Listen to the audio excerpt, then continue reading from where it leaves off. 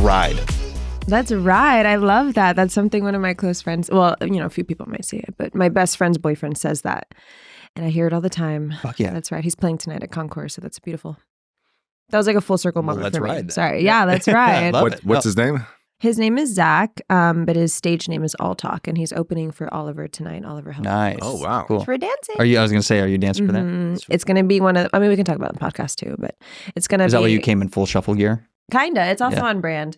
But then I was like, I was about to put on like a casual civilian clothing, but then I texted my girlfriends last second. I was like, wait, but I'm still wearing the jacket because I feel comfortable this way. But absolutely, had to wear the rave stuff. Rep it, yeah. Casual civilians. We were going to wear some candy. We were like, maybe that's overkill. I should have brought y'all candy to trade or something. I have extra. That would have been good. I told you. I was like, let's wear candy. I thought that would be ridiculous. You're going to embarrass us. Oh, no, that's so We're cute. ravers, dude. I don't know. We're adults now. We're like slightly older ravers, though. Yeah. We're the old best, though. We're the most mature. Exactly. The most mature crowd. It's amazing. Yeah, until we wear candy. Until you wear candy. And then you read all that. Yeah, we'll be like the first generation of real old ravers. Because there are old ravers. They're like from the 90s that are probably in their 50s now, right? But we'll be, I feel like from the mainstream-ish when it popped off and kept going. Because it was underground for the most part. Yeah. For and now it's 10, 20 years. so mainstream and commercial. And even techno specifically, which is my favorite. It's just becoming commercial as we speak. Yeah. When did you get in the rave scene? 2015 was my first festival. 2015. So it's been a little bit. 8 years or so. That was right after high school. But I started raving in South Texas, which is crazy, crazy in a great way. But that's when you start raving in the valley, a little closer to the border, and the festivals are just on another level. The people are crazy. So I feel like I started raving very... I loved when I started raving, but also the people were amazing. And that's when I started changing as a person because I was like, whoa, people can love you like this. People are so sweet to you. This is a community-based type of thing. And then, it just grew from there. Well, tell us about that first rave. I'm super curious about a border rave. I know. No, it was very, it doesn't happen anymore for a few different reasons, but it was called UME, Ultimate Music Experience. And it was in South Padre Island, Texas. And my first rave was a festival. That's why it was just so different for me. But the people there just changed my life. And it was on that strip in South Padre Island. So you kind of enter that island part and you don't leave. It's like a black hole. But the people were crazy.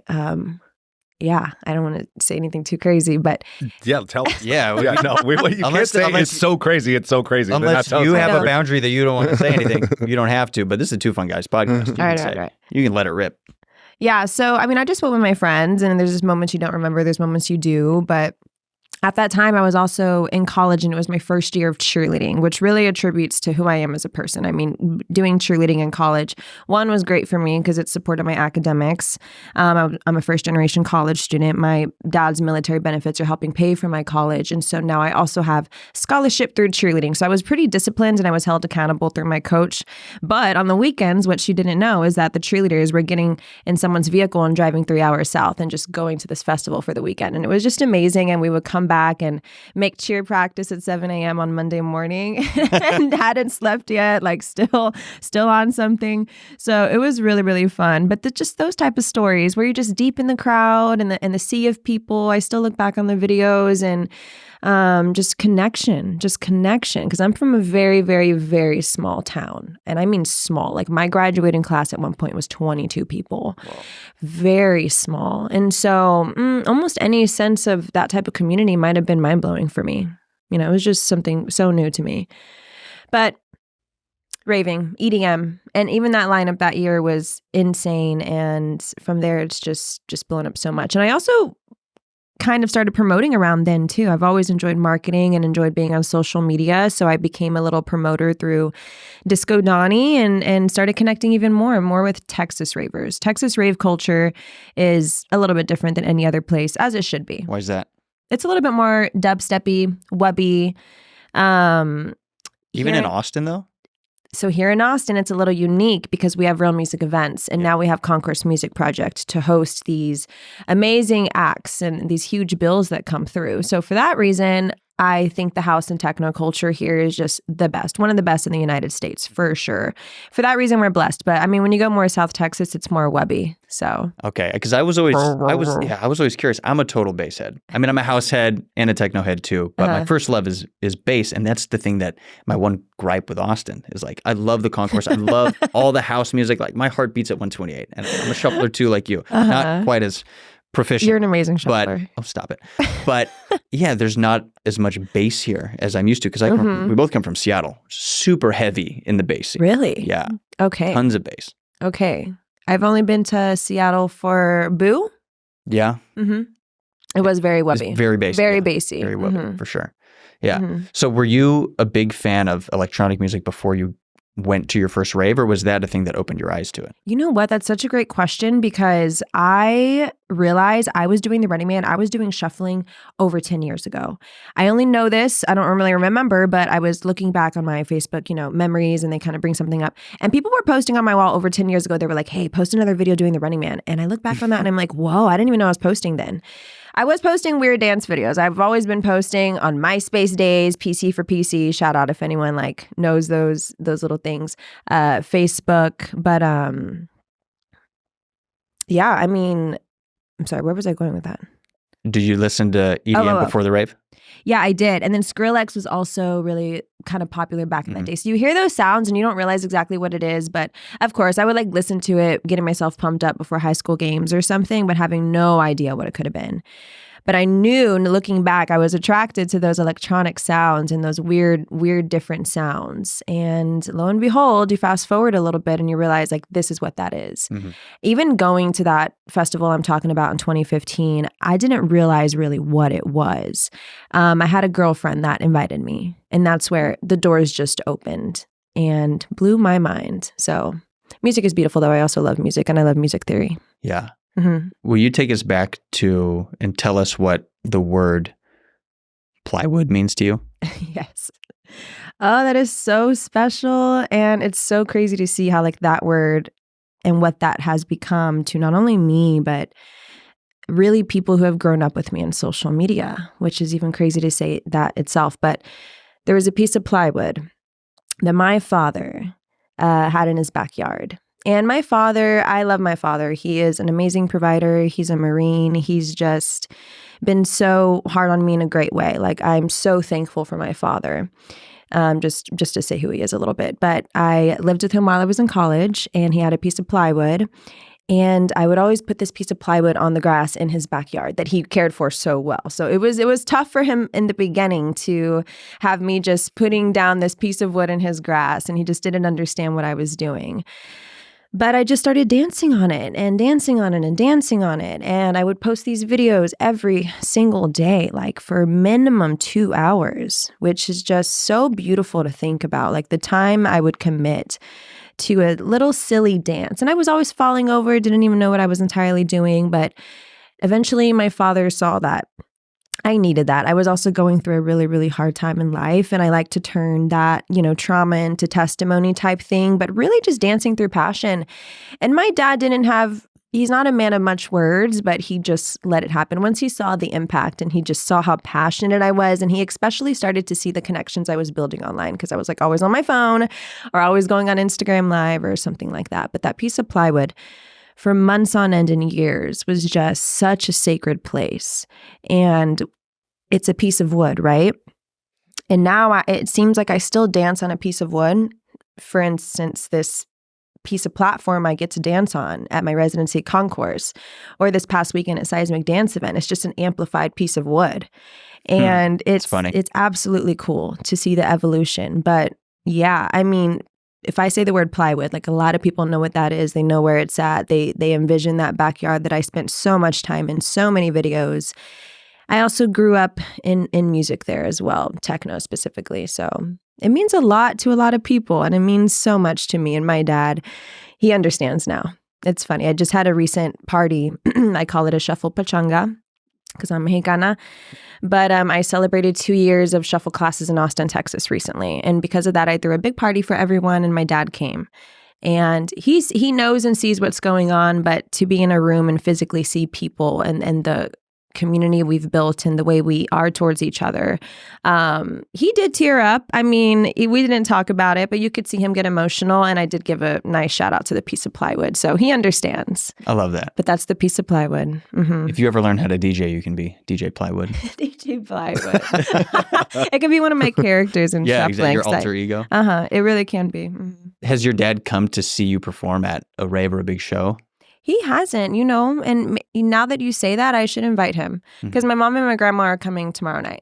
Maybe I'll come on, Papa. I know. No, you're right. I should actually invite him. I never thought about that. Especially if he was backstage and like seeing an angle of him experiencing you. Yeah, would that blow his mind? So cool. It would be. I'm pretty sure it would blow his mind. Hell yeah. He might make a raver out of him. It's never too late. It's never too late. Never too late to rave. It makes me just soft thinking about it. Yeah, I'm just so thankful for my father. And, we all grow through the years. And him having a daughter like me, I'm sure has pushed him and he's pushed me. And especially growing through the years of college as well. Mm-hmm. And what do you mean a daughter like you? Were you a daughter like me? Push back a lot? I do. He's a very strong man and I'm such a strong girl. And if someone...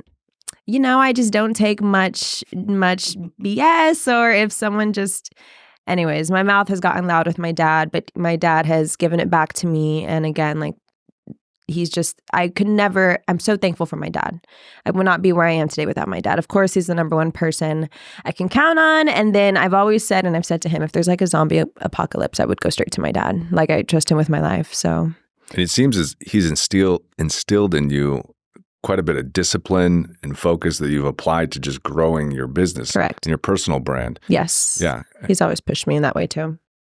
Yeah. Yeah, you take almost a militaristic approach to shuffling, which is why you've become like the most prominent shuffler, one of the most prominent shufflers out there. Because you were actually, if I'm not mistaken, you were the first, or at least one of the first people to be dubbed to the title of professional shuffler. Correct. Definitely in the United States. Yeah, that's crazy impressive. Mm-hmm. I know. It's really crazy. And it's funny you say that because people have called my teaching style sometimes militant. It's hilarious. But that's what my mom said when she came to your class. Really? No, she didn't say she was militant. She loves Ciara. I love Tony and his mom. No, absolutely. Yeah, his mom's the best. She's the greatest. And she did so great too. I mean, didn't expect anything less, but she's also a professional dancer. So side note, I've always said shuffling is not hard, it's just fundamental. And if you just tap in for a little bit towards the beginning stages, and we can go into that in a little bit when it comes to like beginning shuffling, but it was just so much fun. Yeah. And the classes are always like that, but so much discipline. You're right. I mean, so much focus. He always challenges me. Like even one time in college, I just wasn't doing my homework and he just was like, he's like, how are you even in college if you're not doing your homework? Like wow. Just always pushing me for sure. I'm so thankful for that. To be fair, you should have been doing I should have been doing my homework. I was thankful he died. No, you're right. I was like, I did it in study hall. But no, he's great. Yeah. When did your shuffling from hobby go into getting gigs and profession and taking it into business? Yeah, great question. The lines can be blurry because it kind of happens from one day to the next and you're like, what's even happening right now? It really, I would say, kickstarted when I joined Bang Energy, which was 2019. Bang Energy is that, popular drink. But at this time, and in these days, people don't really know about this, which is crazy to me, how this dance can live through seasons, because I brought it up to some newer people. They don't know what this is. But back in the day, Bang Energy hired out some shufflers. I remember that. I remember like these ads are fire. Insane. They were so good. And you're like shuffle mainstream or just like rave dancing in general. Crazy. So cool. There was a Bang drink in everyone's hands. Like the virality, I don't know if that word is correct, but was absolutely across the shuffle community. It was in everyone's hands. Even if you weren't hired as Bang, I feel like people really wanted that. And so the classic, take a sip, put the drink down, dance in front of the can was really popular. But of course, I was also enticed too. And the girls that were dancing at the time, who are now my best friends today, which is so crazy to think about, they were on the team and I was kind of a late straggler. And I remember flying to Dallas, trying out for Bang Energy, using all my money. And I came back to Corpus Christi because that's where I was from and where I was born, still living with my dad, and made the team. And soon after that, I got invited to go to Colombia with Bang. The first time I've ever traveled was 4 years ago. Like I've never been outside of Texas, never been on a plane. And now I've traveled the world because of shuffling. But I remember when I told my dad I was going to Colombia, he didn't believe it either. He was like, Ciara, like, are you sure? And I'm like, I'm actually not sure. But it happened and it came and it was beautiful. But around that time, long story short, with Bang Energy was when they started hiring out us shufflers and putting us in a position to perform on this stage. And even in Colombia, we were next to, I mean, it's always like expos. We were also next to just different stages of different dancers like Zumba and all those things. So you can kind of imagine the context of how our stage might have looked like. But just this essence of taking around, performing, switching out with other dancers. And so we were hired as professional shufflers on paper for the first time ever. That's how I saw my name next to it. And from there, I think that instilled confidence in me. And I was like, okay, this is cool. But even at that time, I had no idea it could be a full-time career. I was still just having fun. Really, I still am. But that was that. And from there on, I continued to dance, be on social media. And a huge part of the equation today here is my location here in Texas and here in Austin, because I have the beautiful opportunity of, having that residency spot at Concourse now. And then if you don't see me dancing in Texas, it's probably because I made that deal myself and I'm dancing directly with the artist. So that's how that kind of grew into. I mean, it's a mix of having those connections from way back when and growing into performance opportunities today because I posted on social media and because I've always been loud and proud and passionate, and a mix of living in the right spot at the right time. But even Kelly Gray, the owner of Concourse Music Project, she was in my DMs when I had less than 10,000 followers, when I was in Corpus Christi, telling me to send her videos. Like, she was interested in whatever I had going on years ago. Wow. So all of it's a beautiful, divine story, really. Would you say that you had a vision for everything that you've created, or it just kind of completely unfolded? You just dance and things appear or start to manifest around you, or? Completely unfolded and manifested. That's so cool. It's wild. And it's like pure flow state the whole time. Absolutely. I mean, this is still stuff that I need to process this week after what this weekend was. This weekend alone brought a couple full circle moments that I could never imagine. But then again, I can, because one big manifestation thing and one big moment in my career that's happened is I got to dance for my favorite artist and producer, T78, this past weekend. But even back then, I mean, on my piece of plywood, all I did was dance to T78 and tag him. And you think, oh, I would love to dance for this guy. I would love to dance for this guy. But you never really understand how that's going to happen or what that's going to look like.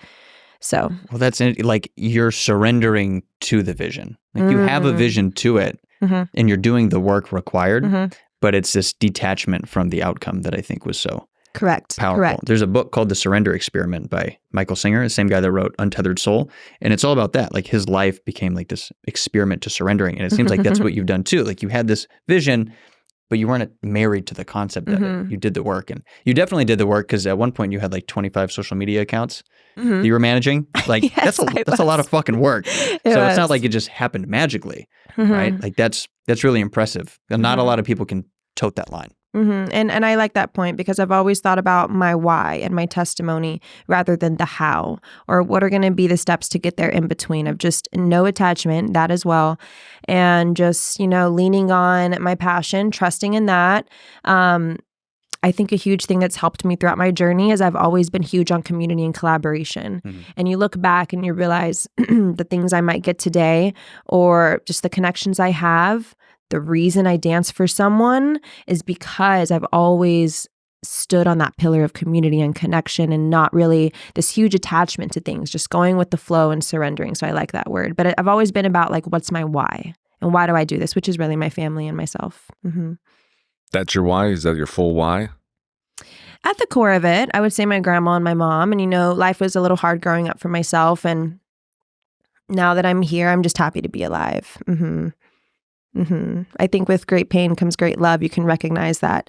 It's like very black and white for me. So also when it comes to choosing who I want to be surrounded by, or who my friends are, or how I want to spend my time, like those decisions these days are so easy for me to do. There's no blurry lines. I can't be around energy or just people who are not fully for me. Or if I know someone's not going to be in my life in 20 years, or the uncle to my kids or something, then I don't need to be spending extra time with them. But anyways, time is valuable. So I'm very I love my family, and I try and give back to my grandma. My grandma did help me out a lot, and she raised me along with the rest of my family. So I think about them a lot. And a quick story about my grandma. My family was very, very poor. And so my grandma is a phenomenal dancer. I came out of the womb dancing with my grandma. We have dance routines. She would pick me up. I mean, that lady can move her hips along with my mom. So when she was coming up to her cheer tryouts, she just couldn't afford it. They never could. I mean, my great-grandmother they all wanted to dance and do cheerleading so bad. And then when I get to my age, I was also just a really good cheerleader. Growing up, I was a really good dancer, and sometimes we couldn't afford it either. But my dance teachers would still put me in the front and pay for my tuition. And I knew these things as they were happening, but even as a kid, you don't really understand what that means.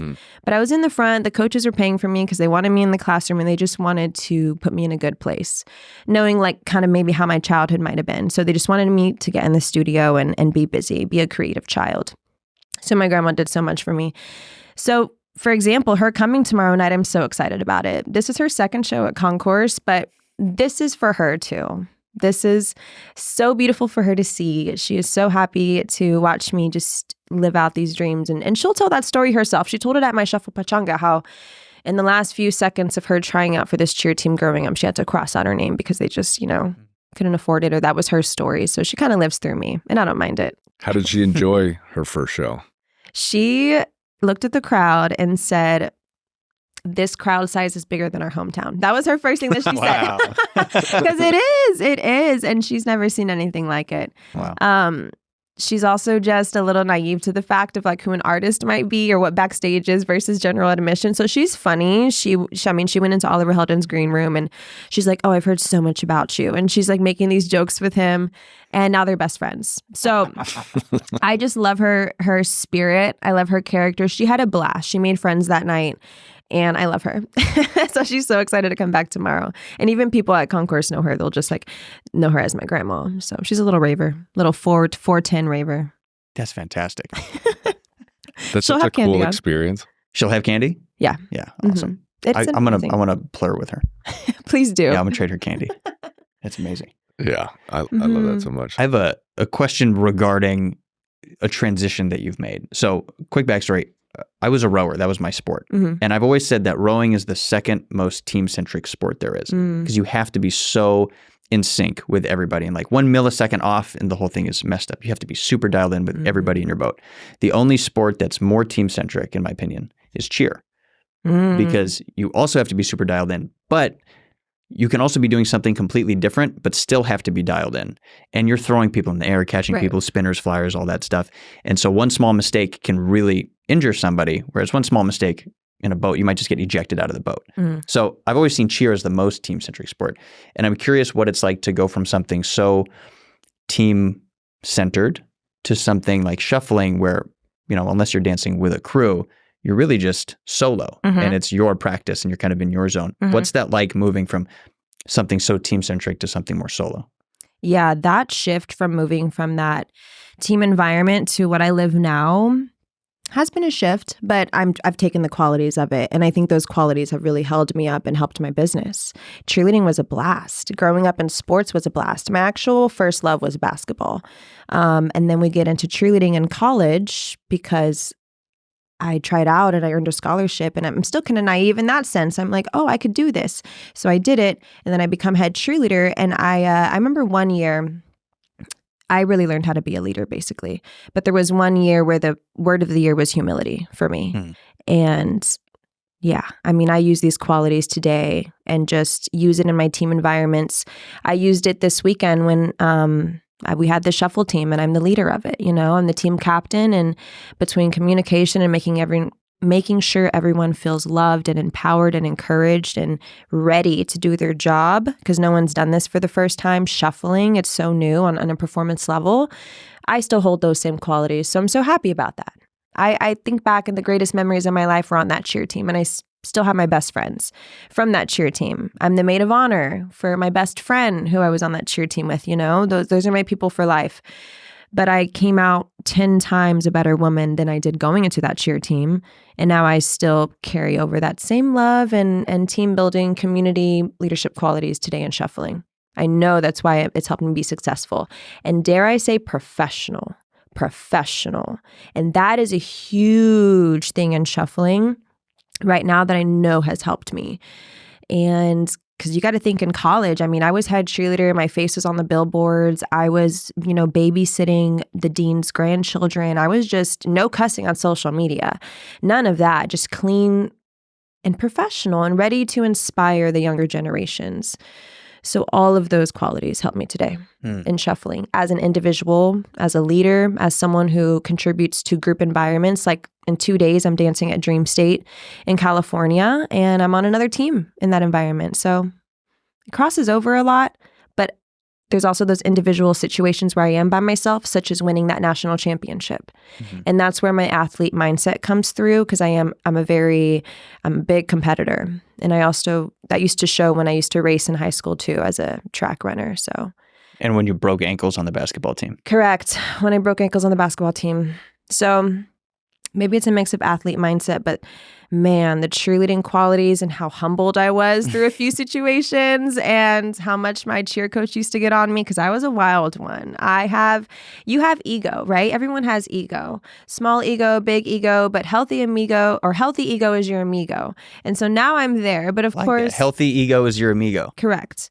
But in college, I was a little wildflower, and I still am. I'm an Aries. I'm fiery. So I've learned how to tame that, and here I am today. Hopefully the best version of myself I can be, but for sure because of past chapters and past seasons. Does that athlete mindset carry over to how you take care of yourself and recover from show to show? I mean, you just got done with Seismic. Did you dance all 3 days? Did. You danced all 3 days, which was only, 4 days ago? Yeah. And then you're going to do a show tonight. Correct. And then Dream States. In 2 days.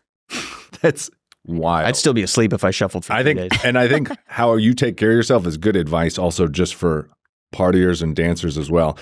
Our buddy Roy, we're like, you got to write a book, because this guy goes to he should have a punch card, how often he goes to. And we're like, well, you need to write a longevity book for ravers.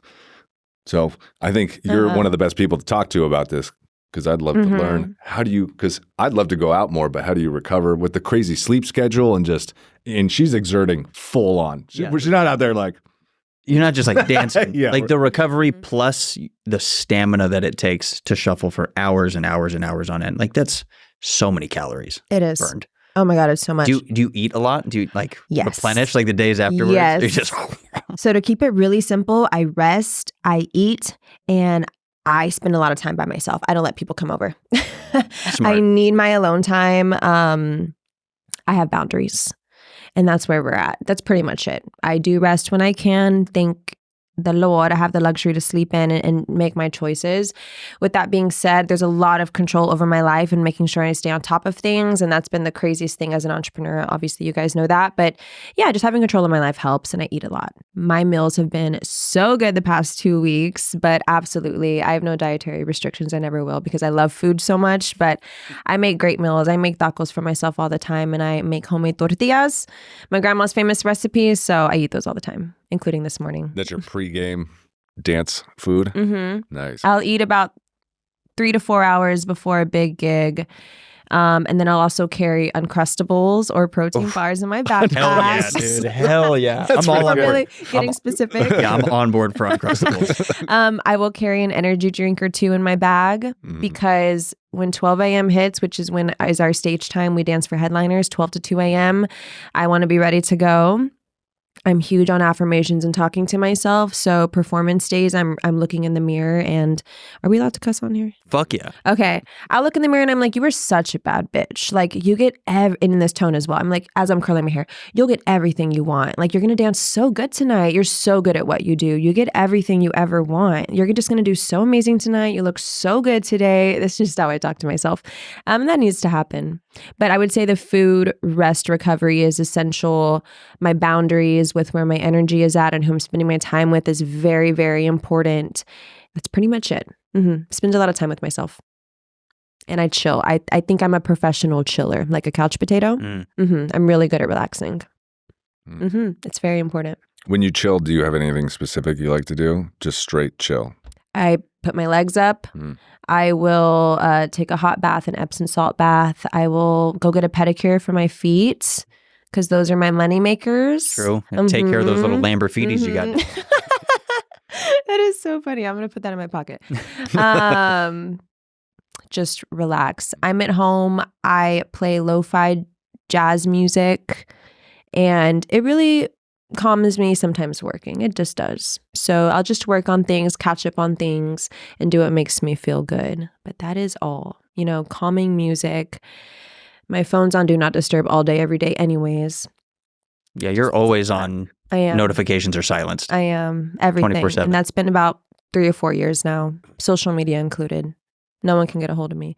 But So elusive, this one. But I have to. There's so much going on sometimes between all social medias and people, but the right people understand it. Everything's going good. I think I have a good system going on right now. It's really been locked in the past year or so. But the biggest thing for me that I had to learn were my boundaries. I'm a recovering people pleaser. And my home still, I love having people over. People can come over anytime they want, and I'm happy about that. I'm used to growing up in a home like that, and my home is that as well. But now, for example, a big performance weekend like Seismic, I just can't have anyone over. I want to be able to come home, sleep, it's quiet. And when I wake up, it's quiet. I can have my coffee and just do me. But I think that's huge for high performers is knowing the boundaries, because it's so easy to get trapped in doing things with people for people, and especially when you come from a culture like, Mexicana culture or Arabic culture, like European culture, like it's very, we want to have people over. We want to like do stuff and have events and things. So you have to be really diligent on absolutely your space. I would say that's the main thing though. Yeah.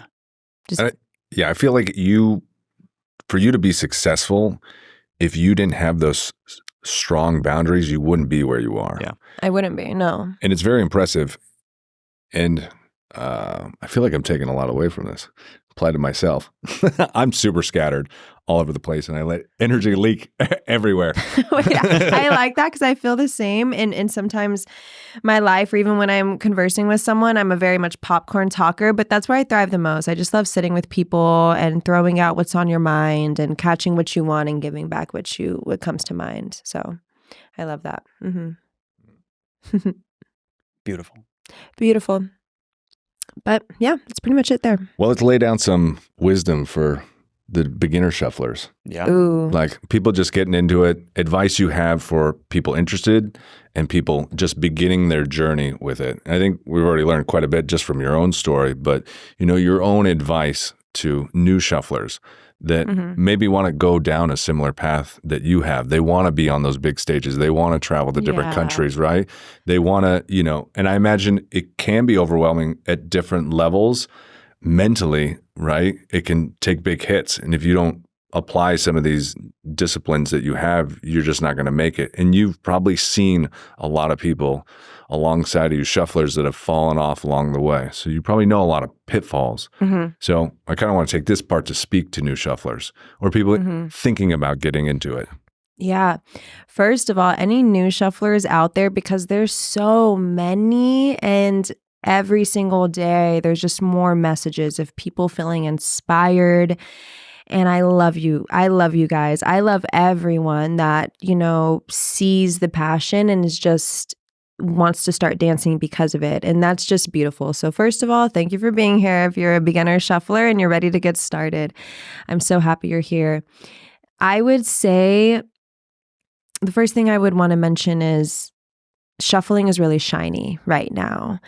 With that being said, I just want people to have fun with it first. At the core, shuffling is a direct connection to the music. And the best shufflers that I've seen that have maybe one, succeeded in whatever that means for them, or two, just still dance, to be honest, started because the passion and the music. And so just start with your reason and your why and enjoy that so much. There's a line that we say, it's enjoy being a beginner. I get a lot of questions for sure, how to perform and how to do this. And it's a beautiful life that I live. I love it so much. I wouldn't trade it for the world. Just want others to make sure that that's what they want to. There's so many facets to shuffling, and it's so beautiful. So for sure, explore your dance for as much as you want. There's so much beauty in this journey. So if you really want to, start to learn how to shuffle, I would encourage you just to connect with some people online that really inspire you, or if you can find shuffle classes near you. So I started teaching shuffle classes in Austin 2 years ago, and I just actually passed the 5-year anniversary of my first shuffle class ever. And that is just a really beautiful thing to think about. But I think of shuffling as a pie, and there's pieces of the pie. And I think the most well-rounded dancers can get a piece of all of it. Meaning, if you can go in the studio and join some skill building classes, do that. we love a good coach. We love accountability, right? And we love consistency. So one of the best formulas I've ever seen happen was when I did consistent Tuesday night classes. And now we have just insane shufflers. The learning growth is just so much shorter than what it used to be. Things have changed so much. Real quick, people who want to join in. Where is that? Yeah. Yeah. So you can view all my classes on my website, ciarashuffles.com. It's always there. ciarashuffles.com. I teach locally, but I also tour and teach. So wherever I can get the opportunity to, host a space, I'm happy to do it. And I see myself doing that for the next few years as long as I can. I'll be touring in the beginning of 2024 again and closing out some classes here in Austin for a little bit. And there'll always be some pop-up classes here, but absolutely. You get in the studio, that's very important. What's also very important is to look at your local community because there's probably shufflers around you, but go to the rave. Go to the rave. Go dance. That's the best advice we can give the kids these days. Go to raves. Just do it. Just go to raves. You have to, though. You have to hear the music live and you have to be surrounded by other like-minded individuals because that's what lights up your spirit and starts to ignite the fire within you. And then, of course, if you're also going to those skill-building classes, you're doing it all together. So that's good. So it's usually if you go to the rave, show up to that portion, go to the studio if you can, and be a good community member and meet the people around you and engage. That's pretty much it. You will excel in shuffling if you have that little small piece of formula, and then it becomes a beautiful journey. But I grew up in shuffling here in Texas, and I've had a great experience just because I've also had great leaders too and great music. So that's amazing. What's the next vision? Like you've built this entire business, traveling the country, teaching people how to shuffle, like really like expanding on an art form. Yeah. And like we talked about before, you had a vision, but you weren't married to the concept of it. You just surrendered to it. Where do you see this going next? Yeah, so that can also get into performance shuffling next because I haven't given much advice on that either, on how to really get started on that. It's so new. Like I'm just doing it for the first time myself. And so it's a beautiful journey. But I think next for me, I see things continuing to expand. If I'm being really honest, the past 6 months of my life have been the most clear for me in my head. The past 2 years, 2019, 2020, 2021 were really hard years. So really blurry. So the past 6 months, I'm just like, wow, like look at what's happened in my life the past few years. Imagine where you could go. So I think just expanding on the performance level, it's only been about 2 years that we're in comparison to how much you can go. If we're talking about me continuing that, I understand I have a shelf life. I understand that I'm going to dance for as long as I can, but I know there's leadership roles I'm going to fully enjoy when I get there. Going back to that leadership and the tasks and the job that I have, even when it came to cheerleading or sports, like I've always enjoyed that role. So it's just going to look the same when it comes that time in shuffling. As far as battling goes, that's another category in shuffling. I actively judge. I'm also judging a battle this Sunday in Los Angeles. So I'm there too. As long as there's shuffling going on, I probably will enjoy still being in the mix. I do it for myself. I also do it for the community. And then I don't know if I'll be teaching forever. I enjoy it for now. It's been really, really fun, but I'm going to do that until I turn into another passion project. I've always been someone that pivots and go into the next passion project. So that's digital courses. That's other things like that. Podcasting is fun. Just continuing to believe that I can do anything and trust in what's been going on with this dance. I've just really reflected recently and realized the power of shufflers and what everyone's doing and how much there are of us. And any city I go to, there's shufflers, there's friends, and every festival now is just infested with shufflers. It's beautiful. Like this Seismic Dance event was full of shufflers. And I also came out the top promoter, but that's only because shufflers use my code. It's just crazy. Being in Texas is so, revitalizing because being in Seattle, the shows up there are just so lame. And there's not a lot of venues. Fuck that place so hard. But I remember coming down here, pandemic still going on. Me, my sister, Roy, we're at like a parking lot in Juneau live stream where everybody's, 6 feet apart with their cars. And I was like, damn, there's a lot of dancers. And then the first time going to concourse, I was like, this reminds me of like when I was really young and we'd go to underground raves and there'd be massive circles, and that'd gone away for the last 10 years. And then down here, I'm like, oh shit, there's a lot of ravers. There's a lot of dancers down here. I love that. It's so vibrant down here. I love that. It's such I feel like rave community in Texas is amazing. Yeah. You're right. It's easy to get used to it when you're here, but I also have heard it from so many peers that have been visiting. Or when my students and my friends go to other festivals. There was a recent festival I wasn't able to go to, but a lot of my friends did in Texas. And, I had all my friends texting me, all my shuffle friends from throughout the years texting me. They're like, hey, I just met your students and like it makes complete sense. Like these people are amazing. And another comment that I got recently from these circles that you're talking about, yeah, we sort of huddle up naturally and someone takes the space in the middle. It's called a shuffle circle. And this person, that's just your moment to kind of go off and dance and do your thing, and everyone's giving you love. But I was told recently by another peer that everyone in Texas is just ready to go. And what that means is, say I'm dancing in the circle and I give energy to someone, I just dance towards them for a second. It could almost be like bucking up to them, but really it's just energy exchange. They're ready to go. They're going to answer to it. And now they're going to get in the circle and dance. And that is dance culture. Like that is shuffle culture. And you don't necessarily find that everywhere. You're not ready to talk like that in dance because dance is a language. We're talking to each other. And so you're right. That is very, very special here. I was looking back on videos earlier today on my phone from 4 years ago of me dancing in a circle, and it was still like that here in Texas. And I was like, I've known this. No wonder I am the way I am, because I grew up in this. I learned the ways through my elders, and now I'm that person that screams and pushes people in the circle or bucks up to people so they get turned up. Like my students know how to buck up because, I'm their teacher. So you're right. It's just so special here, and I never take that for granted. I'm just so happy to be here. It's amazing. Fuck yeah. And I want to have you touch on, for all the shufflers listening that have been consistent, going to classes, getting into being a professional shuffler. I know you must have a lot of advice, and I want those listeners to really be able to take your wisdom away. Right. I feel like the biggest shift for me has been thinking about shuffling and just that segue going into the professional world. I first came into the professional world, and I think the first step is understanding you're entering a go-go space. Go-go is the history of dancing next to a DJ. So you want to integrate yourself. And with that being said, take advice from what go-go is doing. What is their structure? What is the logistics behind all those things?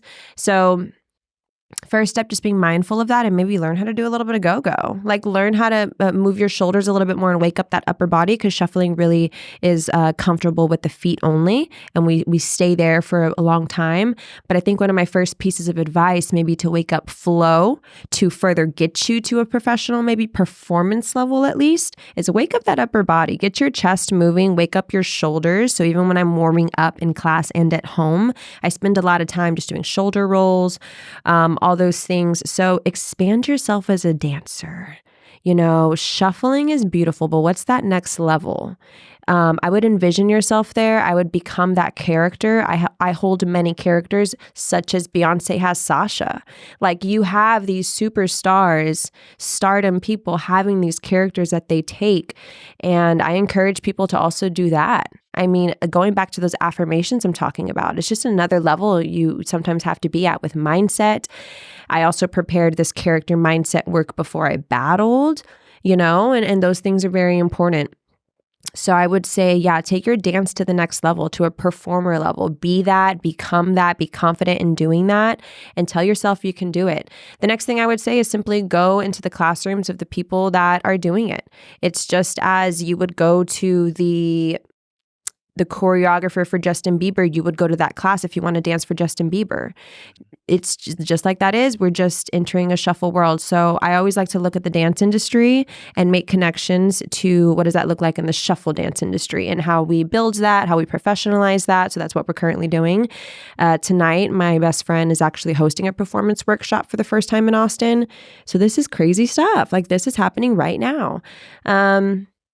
I would do that. And then lastly, I just think branding and social media and making sure you're presentable and ready to go is super important. And that also just ties back into professionalism. I graduated with my business marketing degree, so I naturally love social media. I love marketing. And prior to shuffling, I worked in digital marketing. So yes, I managed so many social media accounts, up to 30 small businesses. And I did work with a news station for a little bit, did talent behind the camera and in front of it. But all that to be said, I would just focus on that. Post videos, please. Like, you have to post videos. You have to be comfortable with yourself and also be comfortable with all forms of art. And it looks, for example, I'm just thinking about this, but for example, we have guy shufflers on our team, which, you know, we don't have guy go-go. I've never seen that personally. But in shuffling, now we're integrating shuffling with go-go. It's such a unique look and idea. But not only do we have shuffling for the first time, but we have guy shufflers. So just knowing and believing that you can do it. You're not too good for anything, and you're also not good enough. And I think that's small ego and big ego again. Just believe that you can do it. Put yourself in the rooms that you should be in. Network. Connect with people. Support the artists that you want to support. That's all I did. Like, I am T78's #1 fan. And for that reason, I'm just happy that I could dance for him today. And he knows that, you know what I mean? So all those good things, you know, don't be afraid to be passionate across the boards. I am quite delulu sometimes. You can look back on my TikTok. And 2 years ago, I made a TikTok and I'm like sitting in my car and I said, why can't shufflers dance next to DJs? I'm going to do it. I would actually do those things. So, you know, be a little crazy, be extremely passionate. Don't be shy, network, again, put yourself in the right rooms and just be a good person and excel yourself as a dancer. There's so much growth in dance. It's really fun. Yeah, there's a very thin line between success and crazy. Yes. And a lot of times they're exactly the same. Uh-huh. That's It's crazy. Yeah. I'm really grateful, like the story you just told about expanding the art of shuffling, like having guy shufflers up, or even just having shufflers on a stage dancing next to a DJ doing go-go style. It's improving and like jetting out the rave culture in a way that I think is so necessary, because so many cultures are dying. So many rave cultures, I should say, are dying. Like I'm a glover. Nobody gloves anymore. Every time I go to a show, like there's one time I was gloving and somebody was like, "Whoa, that's so cool. What is that?" I haven't like, that's seen... heartbreaking that people just don't know what it is. You're so right. I haven't seen someone glove in a long time. Totally. Aww. So that's sad that that's dying, but it's also really heartwarming to see that shuffling is growing and scaling, and, and you're like really pushing that forward, which is amazing. I've realized that it takes a team and it takes a lot of people to contribute to pushing it forward. And I see that and I've noticed that, and I realize that I'm a big part of that. So it further makes me want to just work hard and be the best person I can be and be a good leader. And there's other leaders across the shuffle community that I love to stay in touch with and work with still. So I agree with you and I understand, and I 100% see how it is important what I'm doing, and I'm so happy to do it. But it takes a lot of people and it takes a team, but it's needed. You have to have those people to keep pushing it along and to keep it alive and keep the passion alive. Keep people active. You know, I'm like, get in the studio Tuesday nights. Let's tap in. You never leave the studio feeling worse than you did going in. Like, no matter what. If I show up, everyone else shows up, we're good. Like, I had a class this past Tuesday. Seismic, Tuesday class. You know, we're tapped in. Impressive. We're clocked in. So it's very alive. It feels good. Yeah, you're like an Energizer bunny. I have to be. Yeah. That's funny. I gave another shuffler that name recently, so I think about him. He does not stop dancing at concourse, but we called him the Energizer Bunny. But there's people that keep it alive. So thankful for them. Well, where are we at? We got 4 minutes. We're almost there. Yeah, we got more time. Do you have anything you want to say to the Texas rave community? The Texas rave community. All the ravers. Man, I love you guys. That is such an open-ended thing. I love promoting. Texas and Raves. And I Texas agree. Raves. I am so... Brought to you by Texas Raves. Yeah. Two Fun Guys government podcast, funded. sponsored by Texas Rave. I am so proud to be from Texas. I'm just so proud for the community that I've grown up in. I'm so thankful for the leaders I've had. I've had leaders in Texas, but I've also had leaders across the United States. I've had good experiences and I've had horrible experiences. I've been told yes many times. I'm sorry, no, many, many times, and yes, a few times. But those yeses have been so shiny and great. But I don't know. I just look back on how I grew up as a dancer, and I couldn't imagine myself anywhere else. I'm just so thankful for the little girl in me that just always stayed confident and passionate and focused on her own lane and didn't listen to what anyone else had to say because, woo, people... When you're doing something for the first time, you better be ready to be misunderstood or just be ready to be questioned or just everything under the sun. I mean, to this day, but I have the right people behind me and that's what I've focused on. And again, some of those people here in Texas, my core, and that's been important in my journey. And I have other friends as well, but you know, the Texas Rave community has completely supported me from the very beginning, which is funny because we really were just dancing together, you know? Yeah. And then we just danced together in exchange. And then I start to develop some type of career out of it. And, you know, the right people stuck around and we just all grew up together. So I'm just so happy to be here. And then also shout out to the rest of the United States. I have so many supporters across the US and the world. I'm just so held up. Even around COVID times, I was doing a lot of online classes and just my students across the world. Some of my students have built out, many of my students have built out their own things. Dance teams for labels, dance teams in their given area. I mean, I'm talking with a girl right now that's leading her dance team like we're doing here in Canada right now. My other girlfriend in Toronto. Like there's so much. So really, I love Texas so much. And then it goes so much far beyond. But we're all connected by passion and music and the love for the dance, aren't we? Mm-hmm. It's beautiful. Well, one testimonial for your classes, whether anybody's in Chicago or Corpus Christi or Austin, they're going to come to one of your classes. I've been to one of your beginner shuffle classes, and never have I seen people pick up shuffling so fast, which I think speaks volumes to you as a teacher because people who have never tried shuffling a day in their life came to your class, and by the end of it, you had taught the whole class a flow, and people were doing it, and they looked really good. Yeah. Which is so hard. It took me months to figure out the Running Man. Just in the parking lot, blasting house music, just trying to get it down, and couldn't get it. And you were able to impart that knowledge so quickly. So if anybody wants to learn how to shuffle, I mean, this is your chance. Pimp yourself out.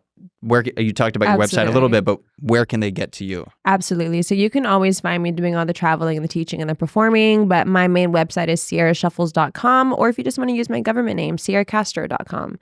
Both will take you there. And that is my main website. On all socials, I am Ciara Castro _ and Ciara Shuffles.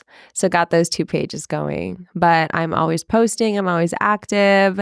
I love teaching. I wouldn't be teaching if I didn't love it so much. So thank you for also the call out on it being a good class. I take a lot of pride in that. And the curriculum I've built has been from me. And cheerleading has also helped with that because I didn't mention this earlier, but I've also traveled and taught cheerleading across the state of Texas before I even did shuffling ever. So I was a coach in cheerleading for close to 10 years. It's just all transferred over, and I applied technique, structure, everything. So thank you. I've become the best teacher through my students. I've learned so much through teaching. So ciarashuffles.com, baby. Come in the studio. Come learn how to shuffle. It's the best dance ever, especially if you love music. You heard it here first. Let it ride. Let it ride. That's right. Thank you, Ciara.